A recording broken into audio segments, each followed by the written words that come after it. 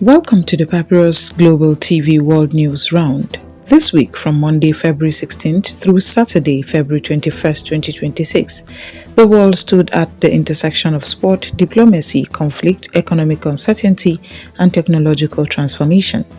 We begin in Italy. This week, global leadership gathered for the India AI Impact Summit 2026, a summit that many now consider a turning point in artificial intelligence diplomacy. Prime Minister Narendra Modi stood alongside French President Emmanuel Macron and United Nations Secretary General António Guterres, sending a powerful message. AI governance is no longer the exclusive domain of Silicon Valley, Beijing, or Brussels. For decades, emerging economies have consumed technology shaped elsewhere. This week, India positioned itself as a rule maker rather than a rule taker. Discussions focused on algorithmic fairness, data sovereignty, digital infrastructure access, and ensuring that artificial intelligence supports agriculture, public health, and climate resilience across developing nations. Leaders debated safeguards against misuse while balancing innovation speed. The summit's most significant undercurrent was this: the Global South is demanding a seat at the technological negotiating table. While diplomats debated digital futures, humanitarian alarms intensified in Africa. In Sudan, nearly 3 years of conflict have carved deep scars into the nation's infrastructure and civilian life. This week saw renewed clashes between rival military factions, further destabilizing already fragile regions. Hospitals are functioning with minimal supplies. Food insecurity is expanding. Entire communities remain displaced. International agencies warn that famine conditions are emerging in certain areas. The United Nations has proposed renewed diplomatic frameworks and humanitarian corridors, but ceasefire agreements continue to fracture under pressure. The conflict in Sudan is not simply a national tragedy. It is a regional risk. Neighboring states face spillover threats. Migration flows are increasing. Aid organizations struggle to maintain safe access routes. The world's attention may fluctuate, but the crisis deepens. From conflict zones to courtrooms, this week delivered a legal earthquake in Washington. The Supreme Court of the United States issued a landmark decision striking down billions of dollars in tariffs imposed under emergency economic powers. The ruling effectively removes an estimated $175 billion in trade duties. Markets reacted within minutes. Asian exporters saw immediate optimism. European trading desk recalibrated forecasts. U.S. equities climbed briefly, but beneath the market rally lies economic fragility. Revised data shows U.S. fourth quarter GDP slowed to 1.4% growth. Core inflation ticked upward to 3%. A prolonged federal shutdown earlier in the quarter weakened fiscal momentum.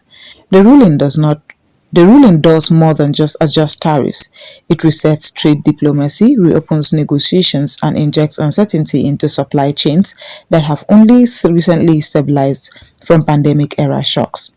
And as economic systems adjusted, nature asserted itself once again. A powerful winter storm intensified across the northeastern United States this week. Heavy snowfall blanketed major cities, grounding flights, disrupting rail networks, and triggering coastal flood warnings. Emergency crews walked through the night as icy winds battered infrastructure.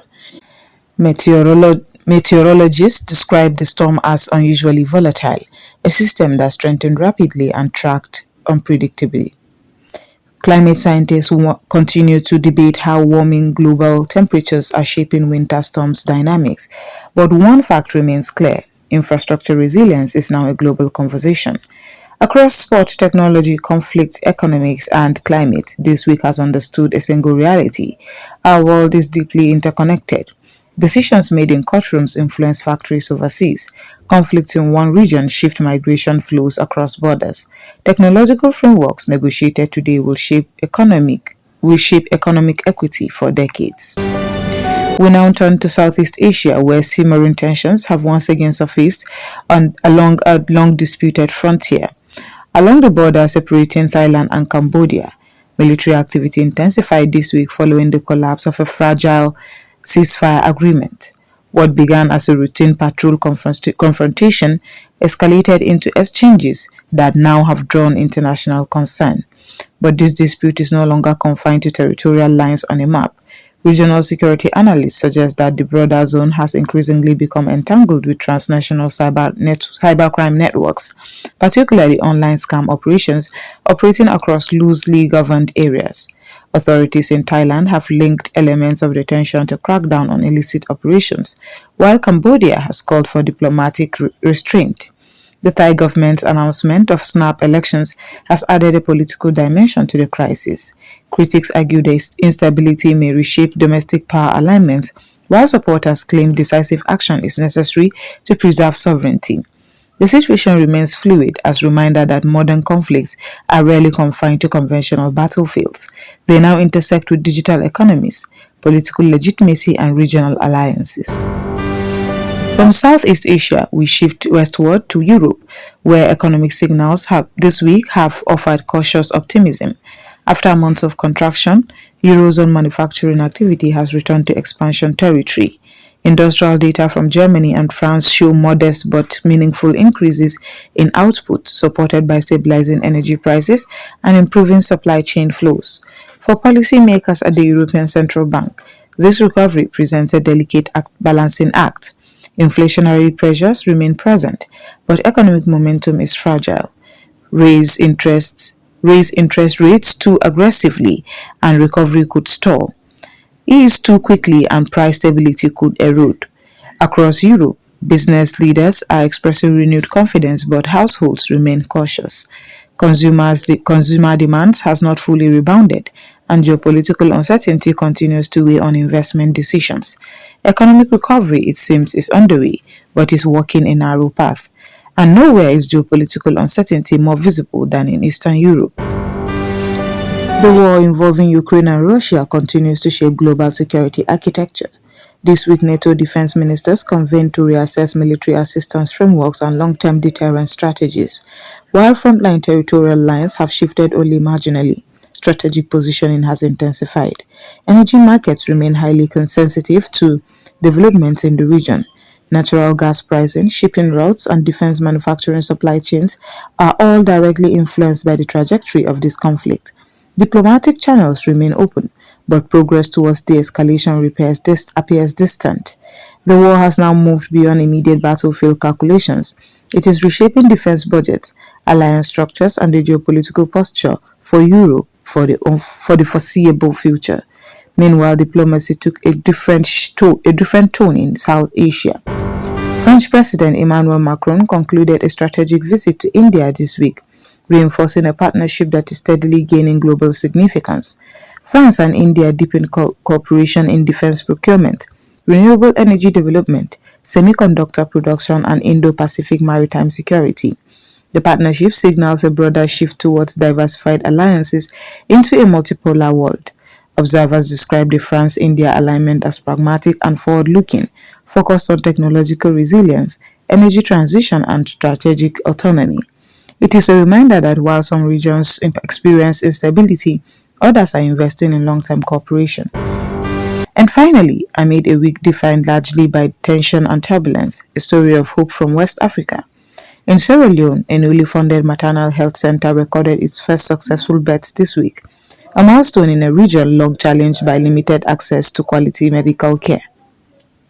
The facility represents a collaboration between local authorities and international partners focused on reducing maternal mortality rates. For families in the surrounding communities, it means safer deliveries, trained medical staff, and life-saving infrastructure. In a world often dominated by headlines of conflict and crisis, this development stands as a powerful counterpoint. Progress is still possible. Lives are still being improved, futures are still being built. And that brings us to the end of this week's global journey. Across continents, from Olympic arenas in Italy to courtrooms in Washington, from diplomatic halls in New Delhi to fragile borderlands in Southeast Asia, the world this week has reminded us of one essential truth. Our futures are interconnected.